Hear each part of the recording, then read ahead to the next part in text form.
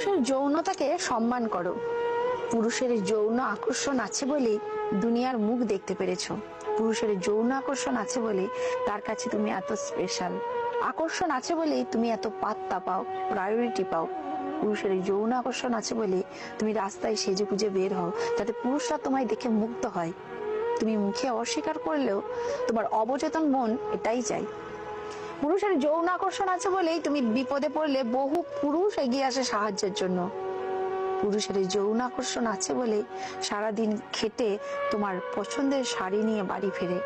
2 লাইনের ছন্দ লিখে অথবা কয়টা সেলফি দিয়ে যে শত শত রিয়াক্ট পাও, সে পুরুষের যৌন আকর্ষণ আছে বলেই। সাদা চামড়াকে পুঁজি করে স্বল্প বসনা হয়ে যে সেলিব্রিটি বনে যাও, সে পুরুষের যৌন আকর্ষণ আছে বলেই। যৌন আকর্ষণ আছে বলেই সৃষ্টির শ্রেষ্ঠ বুদ্ধিমান ও মানবকুলের সেরা শক্তিশালী প্রাণী পুরুষ তোমার দুর্বলতাকে বিদ্রুপ না করে ভালোবাসার চাদরে ঢেকে দেয়। যৌন আকর্ষণ আছে বলেই পুরুষ তোমাকে ভালোবাসে, সমীহ করে চলে। পুরুষের যৌন আকর্ষণ না থাকলে সাদা বিড়াল রাস্তা দিয়ে হেঁটে গেলে যেমন কারো ভ্রুক্ষেপ থাকে না, তোমার বেলা তো তেমনই ঘটতো। যৌন আকর্ষণ না থাকলে পুরুষ এতটাই ডমিনেটিং হতো যে নারী জাতি তথা মানব জাতি বিলুপ্ত হয়ে যেত।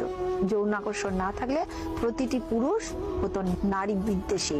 সুতরাং ঢালাও ভাবে পুরুষের যৌনতাকে দায়ী না করে নিজেদের ভুল ত্রুটিগুলো শুধরে নিতে শেখো। স্থান কাল পরিস্থিতি ভেদে যৌনতা নিয়ন্ত্রণে শতভাগ ক্ষমতা পুরুষকে দেওয়া হয়নি।